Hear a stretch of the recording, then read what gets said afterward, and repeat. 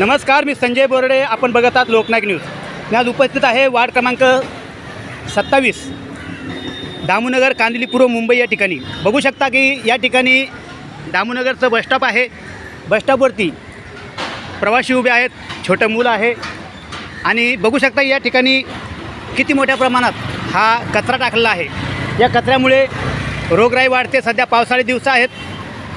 पावसामुळे dengue, malaria, chikungunya यासारखे आजार होतात, परंतु शासन प्रशासनाचे याकडे लक्ष नाही व ह्या कचऱ्याची विल्हेवाट कोण लावणार हा प्रश्न निर्माण झाला आहे.